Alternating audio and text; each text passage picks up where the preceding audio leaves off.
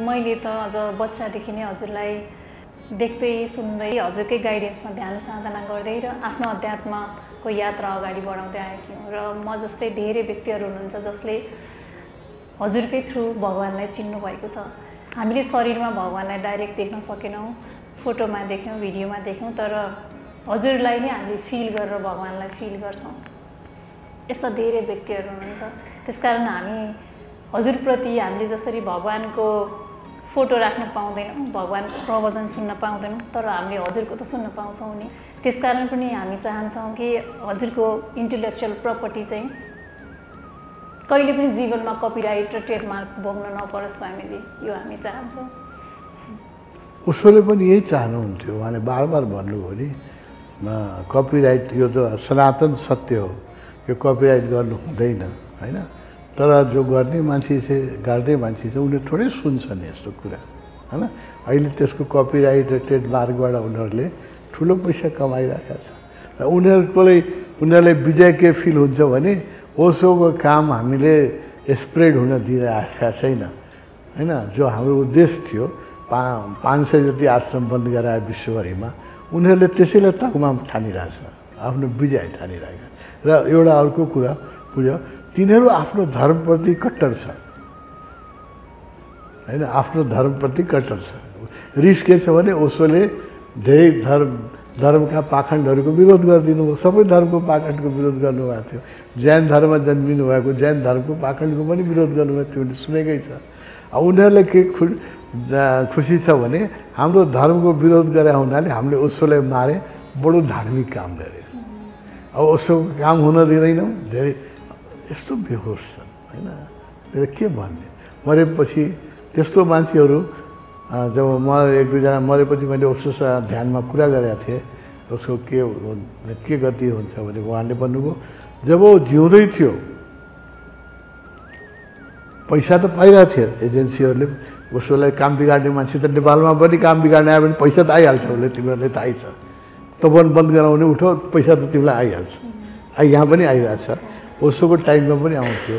अनि ओसोले भन्नुभयो, के भन्नुभयो भने देखो तुम लोग को लगता है उसको पैसा आ रहा था, सुविधा आ रहा था, तो वो बड़ा सुख में था। नहीं, जब जिंदा था तब भी नर्क में था। मैले सुने नि, एउटा यस्तै सन्यासी मर्यो जो ओसोको काम बिगार्थ्यो। मैले भगवान उसको अहिले के गति छ हैन, ऊ त मर्यो त के गति छ, यो जीवनमा त धेरै पैसा उखेल्थ्यो। उहाँले के भन्नु, त्यो बुझ्दैनौ, ऊ जिउँदा शरीरमा हुँदाखेरि पनि महानर्कमा थियो, अहिले पनि महानर्कमा छ। तर तिमीहरूले पैसालाई स्वर्ग ठान्छौ, गाडीलाई स्वर्ग ठान्छौ हैन। जीवनमा दुःख, यति गलत काम गर्ने मान्छेलाई कसैलाई सजाय दिनै पर्दैन, उसको कर्मले नै सजाय दिन्छ। शिवपुरी बाबाको एउटा कथन छ, म बराबर कोट गर्छु, there is perfect law and order in this universe. Evil doers are automatically punished and good doers are automatically rewarded. त्यसलाई गोर्खा दक्षिण भाव लिनु पर्दैन, काम राम्रो गर्यो भने अस्तित्वले नै रिवार्ड गर्छ हैन।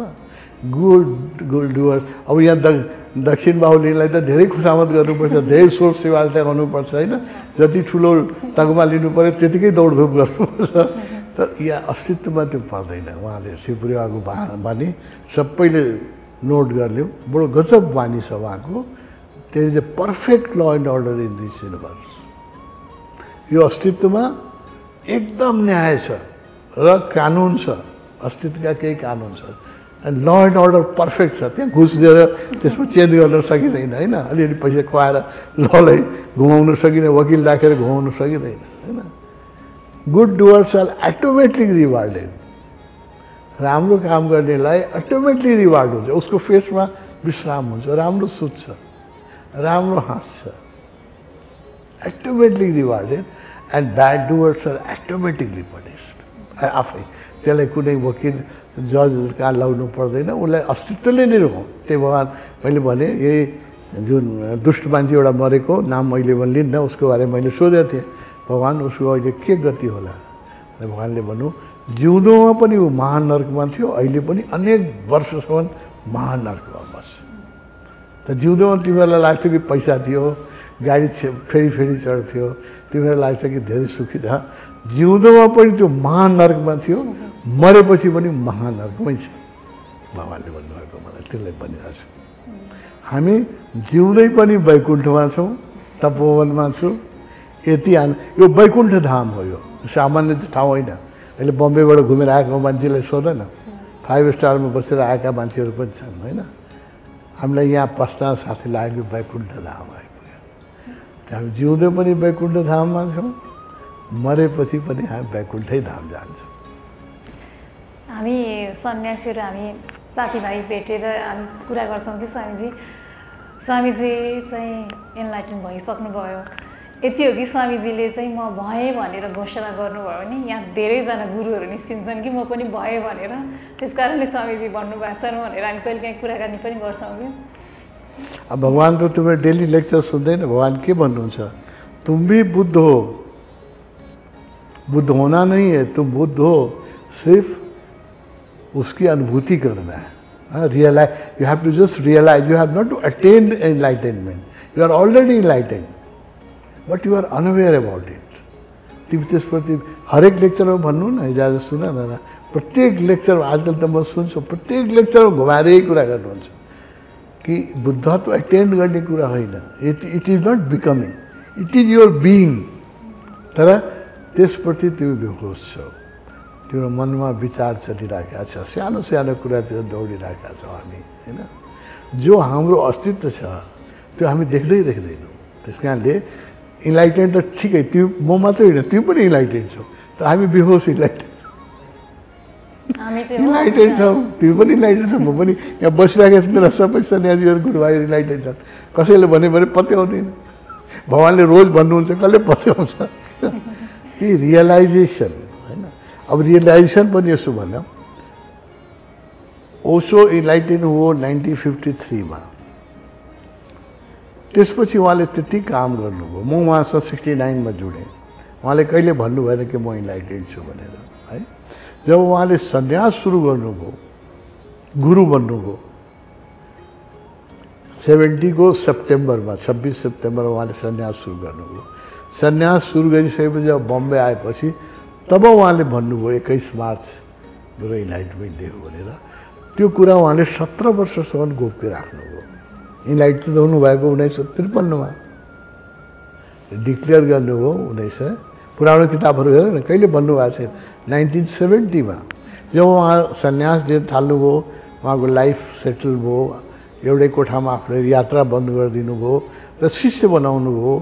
हजारौँ शिष्य बनाएपछि तब उहाँले भन्नुभयो कि आफ्नो कथा 21 मार्चको दिन म इन्लाइटेड भएँ 1953। उहाँले 17 वर्ष पछि भन्नुभयो। अब हाम्रो सन्यासीहरूलाई धीरज छैन, उनीहरू चाहिँ 17 वर्ष अगाडि नै भनिदिन्छ। इन्लाइटेड हुनुभन्दा 17 वर्ष अगाडि नै भन्ने फरक यति नै हो। भगवान्ले 17 वर्ष पछि भन्नुभयो, हाम्रा गुरुभाइहरू 17 वर्ष अगाडि नै भनिदिन्छ होइन। अब म चाहिँ भगवान्सँग धेरै बस्या हुनाले म 17 वर्ष अगाडि यो घोषणा गर्न सक्दिनँ। हजुर पनि त्यस्तै होला पछि भन्ने। इन्लाइटेड त भनिहाल्नु भगवान्ले, तिमी हामी सबै इन्लाइटेड हो। हरेक लेक्चरमा के भन्नुहुन्छ, कुनै किताब उठाउ न। म त राम्रोसँग होइन, तिमीले पनि राम्रोसँग अहिले सुनिराखेका होइन, किनभने यो कुरा मैले पनि राम्रोसँग सुन्थिएन। मैले ओशोको लेक्चर त 69देखि रेगुलरली सुनिरहेका छु। अहिले 1 वर्षदेखि मैले देखिरहेको छु, प्रत्येक लेक्चरमा ओशोले भन्नुहुन्छ कि तुम बुद्ध हो, बुद्ध होना नहीं है, रियलाइज करना है ना। Buddha it is not becoming, it is your being. यो अटेन्ड गर्ने कुरा होइन, अटेन्ड गर्नु छैन, you are already, just you have to be aware about it. यो भन् हरेक लेक्चरमा सुन्न, आज गएर पढ्नु नि। म पनि पहिला यो सुन्थेन, अब म ध्यानमा के दिनको अनुभव भएपछि, भगवान्को धेरै गाली खाएपछि, धेरै लात खाएपछि अब म सुन्छु अनि मलाई लाग्छ कि भगवान्ले त आजदेखि होइन, धेरै त्यो बेला हेर त्यही लेक्चर जो मैले 50 वर्ष पहिला सुनेको थिएँ, त्यो बेला केही पनि बुझेको थिएन। अष्टावक्र महागीता मैले भगवान्को पाउमा बसेर सुने, आनन्द आउँथ्यो, त आनन्द आयो। अहिले अष्टावक्र महागीता आधा पेज किताब पढ्दाखेरि मलाई समाधि लाग्छ सतोरी अहिले अब तिमीलाई भनौँ यति त म भन्न सक्छौ भगवानको लेक्चर सुनेपछि र भगवानको किताब पढेपछि मलाई अहिले सतोरी लाग्छ हैन यस्तो दिन कमै होला अब जब म रिल्याक्स भएन माइन्ड रिल्याक्स छैन बेकारको कुरा मनमा खेलिराखेको छ त्यो दिन चाहिँ हुँदैन त बुद्ध मन्दिरमा गएर म जब जान्छु नि बुद्ध मन्दिर भगवानको किताब पल्टाएर एक पेज पढ्न साथ मलाई सतोरी लाग्छ एक धेरै बेरसम्म आनन्दमा डुब्छु यहाँ आफ्नै कोठा मेरो कोठाको नजिकमा बस्दैनले सोध न होइन म भगवानको किताब खोलेर पढेँ भने म मात्रै ध्यानमा डुब्दिनँ कि यो शुभम र शोभित मलाई अहिले हेल्प गरिरहेको छ यिनीहरू पनि ध्यानमा डुब्छ म ध्यानमा डुब्न साथ यिनीहरूलाई पनि ध्यान लाग्छ होइन डुब्छ त्यो ध्यान भनेको एक प्रकारको सिन्क्रोनिसिटी हो एकजना हाम्रो बिचमा कसैले ध्यान लाग्यो भने त्यसको वरिपरि बस्ने मान्छेलाई पनि ध्यान लाग्छ जस्तो कि एकजना मान्छे खुब रोइरहेको छ कुनै घरमा तिमी गयो भने तिमीलाई पनि उदास हुन्छ कि हुँदैन एकजना हाँस्यो भने तिमी हाँस्छ कि हाँस्दैन सँग भनेको त्यस कारणले बुद्धले ओशोले खडा गर्नुभएको हाम्रो बिचमा एकजना भगवान्ले त्यही भन्नुहुन्छ गाली गर्नुहुन्छ मलाई कति गाली गर्नुहुन्छ तिमीहरूले के भनौ भगवान् भन्नुहुन्छ एकजना तिमीहरूको बिचमा इन्लाइटेड भयो भने यहाँ मकै फुट्दाखेरि एउटा मकै फुट्नलाई टाइम लाग्छ नि तिमी देखाएको छैन will you understand what I am talking I don't think you will understand मकै फुट्दाखेरि एउटा मकै फुट्नलाई टाइम लाग्छ एउटा मात्रै फुक्यो भने भडभड मकै उहाँले भन्नुहुन्छ तिमीहरूको बिचमा एकजना इन्लाइटेड भयो भने एकैचोटि नेपालमा सैकडौँ मान्छे इन्लाइटेड हुन्छ क्वालिफाई भइसकेको छ सबै होइन तर एउटा नभइकन हुँदैन एकजना हुनु पर्यो त्यसमा मलाई दोष दिनुहुन्छ उहाँले तिम्रै दोष छ तिमी हुनु पर्यो पहिला मलाई गाली गर्नुहुन्छ तिमीले गर्दाखेरि छाए सैकडौँ मान्छेको तिमीले बुद्धत्व रोकिरहेको छ भन्नुहुन्छ मैले कहाँ रोकेको छु होइन त उहाँ भन्नुहुन्छ कि एकजनालाई त्यो यो शोभितलाई सोध न कुशललाई सोध त मलाई ध्यान लाग्न साथ यसलाई त्यसै ध्यान लाग्छ लाग्दैन जुन म ध्यान कोठामा बसिराखेको छु यो कोठामा बस्छ यसलाई पनि ध्यान बस्छ शोभितलाई सोध होइन यो सिन्क्रोनाइज हुन्छ एकजनालाई ध्यान लाग्यो भने वरिपरि सबैले ध्यान लाग्छ जो उसँग जुड्या छन् जो जुड्या छैन उसले त बुझ्दैन नखडा गरे होला आँखा बन्द गरेर त्यो त उसको पात्रता नै यति हो उसलाई हामी किन दोष दिउँ त जसले बुझ्छ यो अध्यात्म त्यसकाले सङ्घ बनाएको बुद्धले सङ्घम शरणम गच्छामि सङ्घ नबनिकन धर्म हुनै सक्दैन सङ्घमा के हुन्छ भने एकजनालाई ध्यान घट्यो भने त्यससँग जुडेका भावनात्मक रूपले त्यसलाई विश्वास गर्ने सबैलाई ध्यान घट्छ यहाँ भइरहेको छ तर तिमी विश्वास नलाए मसँग जुडेका मान्छेहरूले सोध्दैनौ तिमीहरूले पनि अनुभव गर्छ होला म बुद्ध मन्दिरमा जान्छु कहिलेकाहीँ मलाई ध्यान सधैँ त लाग्दैन कुनै दिन ध्यान लाग्यो भने त्यसै मान्छे आज अब इन्जिनियरिङको हाम्रो कुरा गरिरहेको थिएँ त्यहाँ बुद्ध मन्दिरमा होइन कन्स्ट्रक्सनको कुरा गरेको थिएँ मलाई त्यही ध्यान लाग्यो अब म आँखा बन्द गरिरहेको थिएँ अब त्यो ध्यान त ओर्लिन्छ नि त्यो लगाएर लाग्यो कसैले ध्यान एटेन्ड गर्न सक्दैन इट डिसेन्ड फ्रम हेभन कहीँ माथिबाट ओर्लिन्छ कुन बेला ओर्लिन्छ कसलाई ओर्लिन्छ भन्न सकिँदैन ध्यान म आज गरेर देखाउँछु भन्ने मान्छेले कहिले पनि ध्यान लाग्दैन मान्छेको हातमा छँदै छैन यो हामीले त के छ भने कोठा सफा गरेर राख्ने पाहुना बोलाउन चाहिँ हाम्रो हातमा छैन पाहुना आउन सक्छ नआउन सक्छ कोठा फोहोर भयो भने आउँदैन होइन घर सफा राख्ने उसको लागि स्वागतको लागि फुल चिया चमेना राख्ने कुन दिन आइदिन्छ ठेकान छैन ध्यान भनेको कुरा यस्तै हो ध्यान कसैले म आज गरेर देखाइदिन्छु मलाई एकजना देखाइदियोस् त ध्यान लगाएर त्यो सम्भवै छैन ध्यान त प्रसाद हो होइन यो त परमात्मा कहाँबाट अब जे भन परमात्मा भन आकाश भन जे भन इट डिसेन्ड्स यो ओर्लिन्छ तिमी पात्र छ भने ओर्लिन्छ अहिले म पात्र बनेको छु मलाई अधिक लगभग प्रत्येक दिन ओर्लिन्छ एकचोटि होइन कहिलेकाहीँ त त्यो बाथरुममा पनि म उसोलाई सुन्छु होइन। अब तिमीहरूलाई आश्चर्य लाग्ला, बाथरुममा मैले लिएर उसोलाई सुन्छु, बाथरुममै ध्यान लाग्छ, के गर्ने मैले त्यो ठिकान छैन। त्यसो कारण ध्यान भन्ने चिज चाहिँ यो प्रसाद हो, it is a grace. You cannot claim and you cannot attain by your efforts, no? You have to prepare yourself and wait with a total trust and patience, then it will descend someday. आजकल मलाई तब देख्छ तिम्रो तपनबाट म बाहिरै जाँदैन, म जानै मन लाग्दैन, कहीँ हो केही खान मन लाग्दैन। I am so happy at my own room. जोरबाई गएको मलाई महिना हुन्छ होइन, कहीँ रिसेप्सनमै केही त्यसै आनन्द वर्षिन्छ, यति आनन्द वर्षिन्छ कि त्यो बयान गरेर साध्य हुँदैन। अहिले हामीले it is a our common wealth. अब मान्छेले बुझ्दैन अहिले म बोलिरहेको छु, तिम्रो म थाहा छ तिम्रो श्रोताले यो कुरा बुझ्दैन, त पनि म भन्छु इट इज आवर कमन बेल्थ। जब एक व्यक्तिलाई ध्यान लाग्छ, अहिले हामीले तपोवनमा जुन 100-200 मान्छे ध्यान गरिरहेका छौँ, यसको सुप्रभाव पुरै वरिपरिको गाउँदेखि लिएर काठमाडौँ भ्यालीसम्म पडिरहेछ। यो बुझ न, एकजना हिटलर जन्मेपछि 60 लाख यहुदीको मर्नु पर्यो नि, 60 लाख यहुदीलाई मार्यो नि एकजना हिटलरले होइन। बुझ, 1 man can become a cause for 66 million यहुदीको मार्यो उसले, एकजनाले हिटलरले। त्यस्तै एकजना ओसोले 60 लाख मान्छेलाई नवजीवन दिन सक्छ। यो बुझ एकदम। अमेरिका उहाँ जानुभएको थियो, यही अमेरिकालाई नवजीवन दिन जानुभएको थियो, न्यू होप होइन, एक नयाँ जीवन पद्धति दिन जानुभएको थियो। बुझेन मान्छेले। उहाँले भन्नुहुन्थ्यो मैं अकेला काफी नहीं हूँ। उहाँको लेक्चर राम्रोसँग पढ। अब मैले भन्छु, सबैलाई भन्दैछु, तपाईँहरू लेक्चर म पनि पढ्थेन, त्यस कारण तपाईँलाई भन्छु। 50 वर्ष अगाडिदेखि म पढ्दै आएको थिएँ। पहिले म राम्रोसँग पढ्थिएन, पढ्न चाहिँ डेली पढ्थेँ त केही बुझ्थेन। अब बुझिरहेको छु। उसले बार बार यो कुरा भन्नुहुन्छ होइन कि जब तुम ध्यान करते हो, जब तुम ध्यान में आते हो, तुम चारों तरफ एक ऑरा फैलाते हो, शांति का, आनंद का, है ना।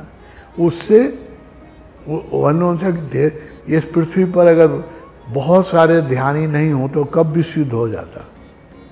लोग हिमालय की कंदराओं में बैठ के जो ध्यान कर रहे हैं, वो भी इस जगत को बचा रहे। लाग्दैन कि उसले के अरविन्दले पाण्डुचेरीमा एउटा कोठामा 26 वर्ष निस्किनु भएन, एउटै कोठामा बस्नुभयो। तर भगवान्ले के भन्नुभएको छ भने ऊ अरविन्दले गर्दाखेरि सेकेन्ड वर्ल्ड वार रोक्यो। कोठामा बसेर मान्छेले कसरी रोक्दिन्छ, कसरी विश्वास गर्छ, कसरी विश्वास गर्छ हैन। उहाँ कोठामा बसेर बस्नुभयो त 26 वर्ष ध्यान गर्नु। कोठैबाट निस्किनु भएर कत्रो तपस्या होला, बुझ्छ त, कत्रो तपस्या, कत्रो धैर्य, कत्रो शान्ति। नो रिकग्नेसन, न बोल्ने कसैसँग, न केही गर्ने, न कसैले प्रशंसा गरोस्, न कोही भेट्न आओस्, न तिम्रो जस्तो कसैले इन्टरभ्यू लिन आओस्, कोही इच्छै छैन उहाँ है। तब त्यो मान्छेले थर्ड ग्रेड वार, सेकेन्ड ग्रेड वारलाई पेसिफाई गर्यो भगवान्ले भन्नुभयो। अरविन्दले पनि भन्नुभएको थियो, म चाहिँ कोसिस गर्दैछु कि सेकेन्ड वर्ल्ड वार धेरै नफैलियोस्। ध्यानको पनि पोजिटिभिटी छ। यही बुझ न, 1 Hitler can kill 66 million people, 1 Buddha can save 60 million people. जस्तो नि स्वामीजी, यही हलमा हामी हजुरसँग ध्यान गर्दाखेरि कस्तो मजा आउँछ है, सबैजना आउनै पर्छ। जसलाई आउँदैन त्यसले राम्रोसँग ध्यानै गर्दैन। हजुर नभएको बेलामा फेरि त्यति मजा आउँदैन स्वामीजी, साँच्चीकै भन्दा। यो सिक्युरिटी हो, यो मेरो कुनै होइन, यो ध्यान मैले बनाएको होइन होइन। मैले चाहे भने ध्यान आउँदैन। मैले भगवान्को किताब, अब आजकल मलाई के भएको छ भने भगवान्को धेरै वरदान छ। अब मलाई ध्यान ल्याउनलाई कुण्डली डायनामिक गर्नु पर्दैन। मेरो 2-3टा फेभरेट किताब छ उसको, यिनीहरूलाई थाहा छ, जहिले पनि ब्यागमा लिएर हिँड्छु, 3-4वटा फेभरेट। त्यसको एक पेज पढ्न साथ मलाई ध्यान लाग्छ। अनि घन्टौँमा म आनन्दमा डुब्छु त्यस कारणले त्यो बेला तिमीहरू मेरो वरिपरि बस, तिमीहरूलाई पनि ध्यान लाग्छ। त्यो मेरो कमाइ होइन, त्यसमा मेरो कुनै क्लेम छैन। म फेरि भन्छु, सबै मित्रलाई भन्छु, you have to prepare yourself. Meditation descends, grace हो यो मान्छेले प्रयासले प्राप्त गर्नै सक्दैन। प्रयासले मान्छे हिमाल चढ्न सक्छ, मुनमा जान सक्छ, ध्यान प्राप्त गर्न सक्छ। ध्यानको लागि त you have to purify your self and wait, and sometime it descends. र एकजना माथि डिसेन्ड गऱ्यो भने उसको वरिपरि जो उसलाई प्रेम गर्ने मान्छे छन् तिनीहरू सबैलाई त्यसै ध्यान लाग्छ। किन बुद्धको पछाडि त्यत्रा भिक्षु घुम्थे? सबैलाई त सबै ध्यानमा हाइटमा थिएन, बुद्धको नजिक बस्नु नै ध्यान थियो। अधिकांश त बुद्ध धेरै टेक्निकहरू त गराउनुहुन्थेन, भगवान् जस्तो डाक्ने कुण्डली त केही पनि थिएन होइन। चुप लाएर मान्छे बसे। बुद्ध त अब अहिले धेरै मान्छे, मेहर बाबा बोल्नै भएन, 40 वर्ष बोल्नु भएन, कुनै टेक्निक ध्यान गराउनु भएन, कहिले गराउनु हुन्थेन। उहाँको पछाडि मान्छे किन लाग्थ्यो? त्यसैले ध्यानी व्यक्तिको उस वरिपरि जस भगवान्ले जुन बनाए भन्नुभयो, तिमीहरूलाई त्यही म भन्छु, जस्ट ह्याङ एराउन्ड। आश्रमको अगाडि पनि बसिराख, तपन नछोड, तपनलाई गाली गर्ने मान्छेहरूलाई सुन, आफ्नो बुद्धि नबिग्रिन देऊ होइन, आफ्नो बुद्धिलाई सम्हाल। आफ्नो बुद्धिको पनि यो मन मेरो बडो हरामी, सबैको मन हरामी नै हुन्छ। सबभन्दा बदमास आफ्नै भित्र मन बसेको छ, यसको नसुन्ने, गुरुको सुन्ने होइन, मनको नसुन्ने। त्यो गुरुको सुनाइराख, कुनै न कुनै दिन त्यो ध्यान आफै ओर्लिन।